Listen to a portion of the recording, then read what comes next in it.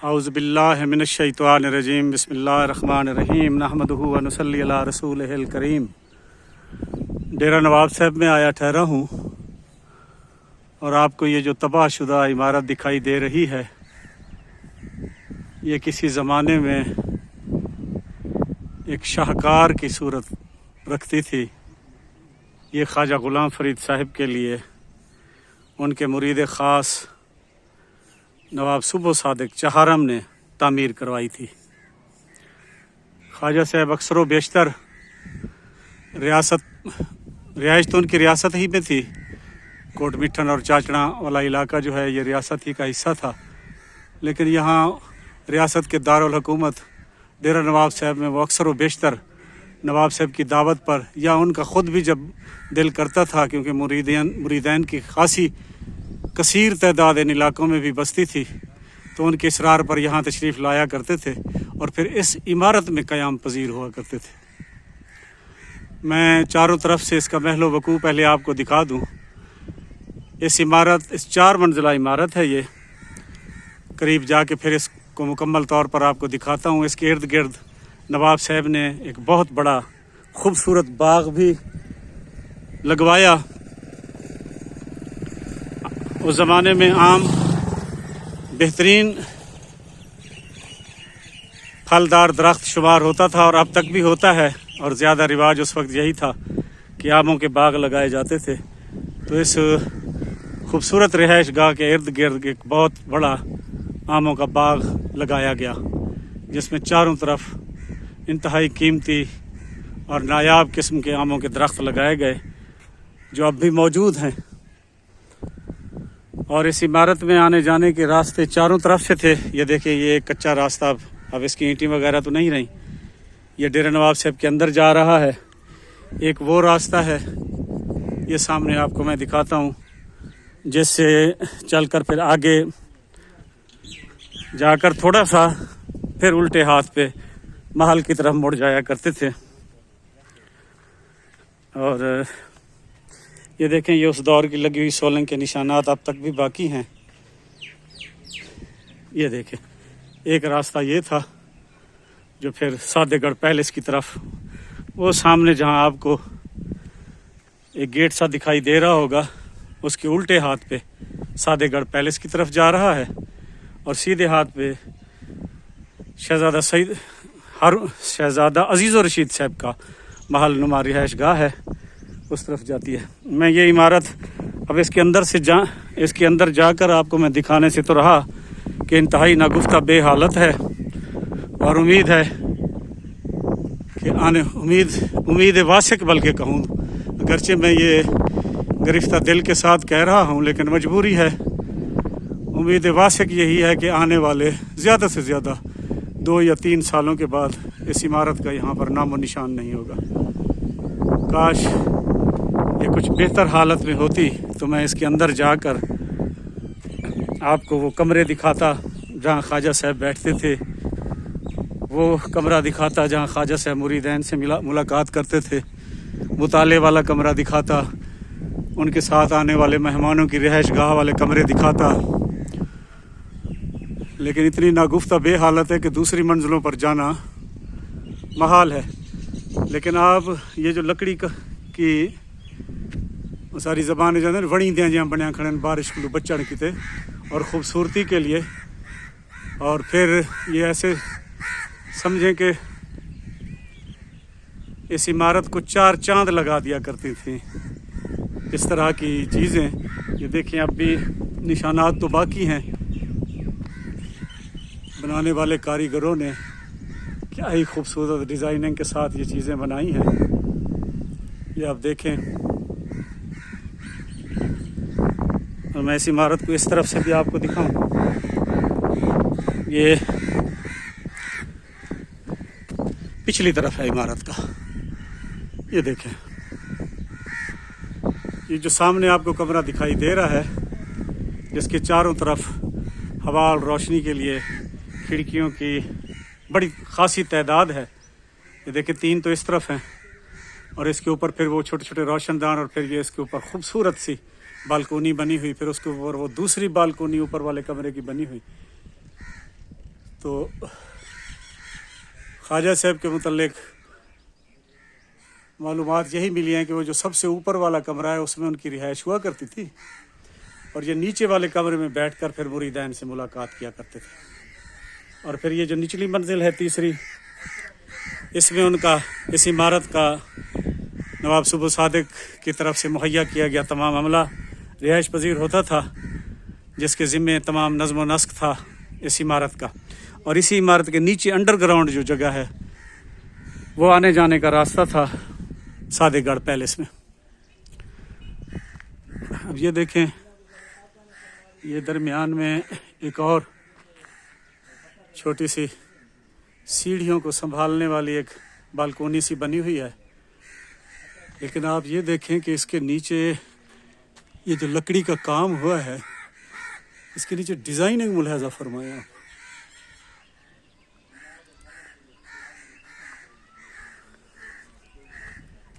یہ دیکھیں، یہ عمارت یہ ڈیرہ نواب صاحب میں موجود ہے. یہ دیکھیں،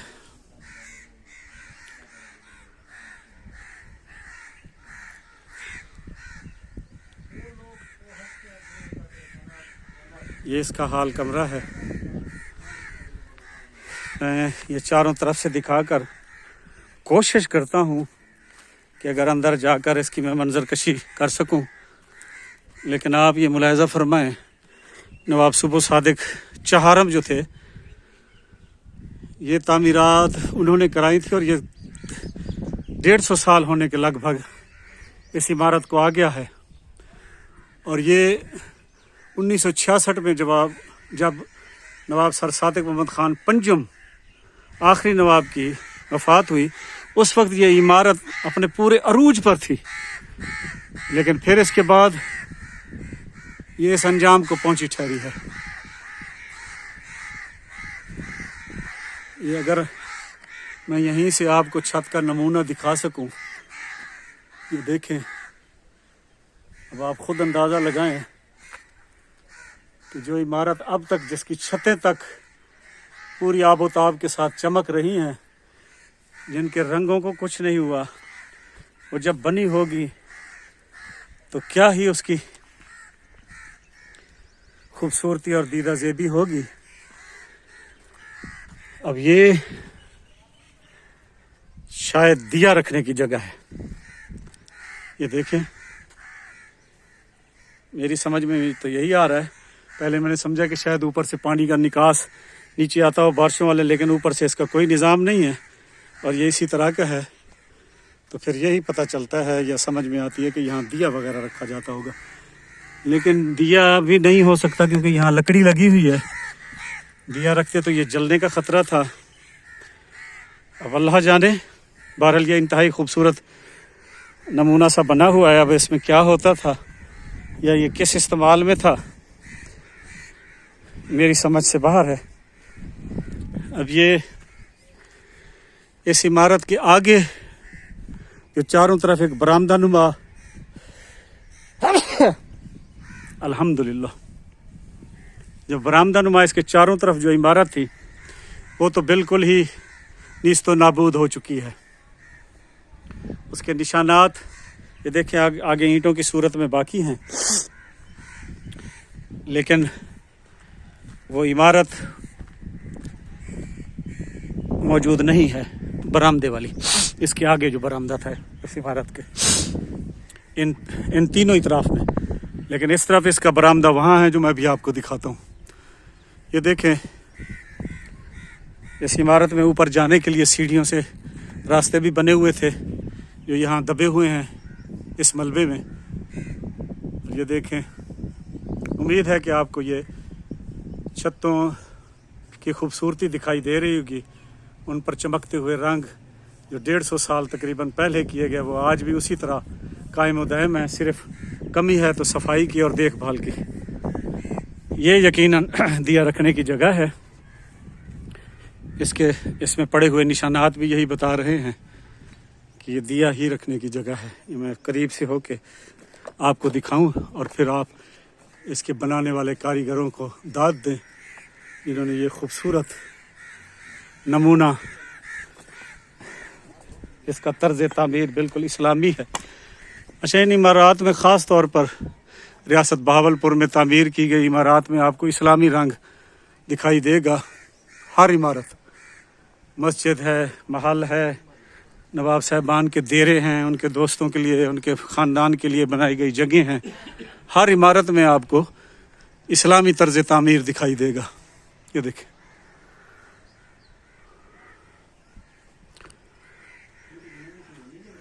इसके ऊपर क्योंकि जाना ख़तरे से खाली नहीं है, लिहाजा मैं यहीं से कोशिश करता हूँ।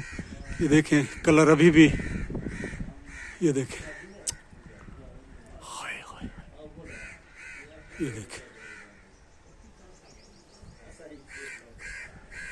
ये वो देखें, वो सीढ़ियाँ ऊपर जाने के लिए। ये इसका बरामदा, साथ हाल कमरा है। ये देखें, ये देखें। अच्छा, अब आखिर में क्योंकि ख्वाजा गुलाम फरीद साहब पूरे वसे बल्कि पूरी दुनिया की मोअज़्ज़ज़ हस्ती हैं, तो उनसे अकीदत मुझ जैसे जो लावारिस लोग रखते हैं वो गिला शिकवा तो कर सकते हैं अरबाब इख्तियार से भी और अरबाब इक़्तिदार के साथ साथ उन बासर और तकड़े लोगों से भी जो ख्वाजा साहब दे नां दी खट्टी खांदे पे, बशमूल उन्हां दे ख्वाजा साहब के नाम पे अरबों रुपए कमाने वाले इदारे और वो लोग जो उनका नाम लेकर लोगों को मुतासिर करते हैं और लोग अकीदत में ख्वाजा साहब के नाम पर अपने घर बार तक कुर्बान करके देने को तैयार हो जाते हैं। तो मेरा गिला उन्हीं से ही है कि वो लोग जो ख्वाजा साहब के नाम लेवा हैं और ख्वाजा साहब के नाम पर ही जिनका मकाम और एहतराम है मुआशरे में, तो वो अगर ख्वाजा साहब के नाम पर रखे गए चंदा बाक्सों की कमाई में से सिर्फ 5% कुछ अरसे के लिए ख्वाजा साहब के नाम पर मुख्तस की गई इमारतों पर अगर लगा दें तो ये इमारतें वापसी अपनी असली हालत में आ सकती हैं। उसके बाद वही जो 5% उनका लगाया हुआ होगा वो फिर इन्हीं इमारतों में से भी वो हज़ारों गुना ज़्यादा करके वापसी ले सकते हैं। लेकिन विरसे से मोहब्बत करने वालों को और ख्वाजा साहब से उल्फत रखने वालों को इत्मीनान ये होगा कि उनके ज़ात से जुड़ी हुई, उनके नाम से जुड़ी हुई ये इमारत अपनी असली हालत में वापस आ जाएगी, जो आने वाली नस्लों को भी महसूस करेगी और ख्वाजा साहब की अकीदत में, मोहब्बत में इजाफे का बायस भी बनेगी। मेरी इस बात को शायद अरबाब इख्तियार, अरबाब इक़्तिदार या ख्वाजा साहब के नाम से जुड़े हुए लोग, वो लोग जो अरबों और करोड़ों रुपए ख्वाजा साहब के नाम पर, अगर मैं ये कहूँ कि कमा रहे हैं या उनको मिल रहे हैं तो गलत भी ना होगा। अगर वो इस तरफ उनमें से किसी एक का ध्यान चला गया तो ये आने वाली नस्लों के लिए भी ये इमारत अगर अपनी असली हालत में वापस आ गई तो आने वाली नस्लों के लिए भी ये विरसा होगा और ख्वाजा साहब की अपने नाम लेवाओं की इज़्ज़त और एहतराम में भी इजाफे का बायस बनेगा। ये देखें, ये एक और दिया रखने की जगह भी है। ये इसके बरामदे के बाहर जो कुंडे लगे हुए हैं, ये यकीनन इनमें गर्मियों के मौसम में चेक या पर्दा लगाकर इनको कवर किया जाता होगा। बस आप भी कभी डेरा नवाब साहब आएँ और ख्वाजा साहब से अकीदत रखते हैं तो मेरे अली कार इतना याद थी सके तो रोवणे रो वञाए, पिट के पिट वञाए, ते ये भी थी सकदे जो मेरे लिए कार वहणी करो जो हाय वही में न थी वेहा। अल्लाह पाक आपको सलामत रखे, अल्लाह पाक आपको सलामत रखे।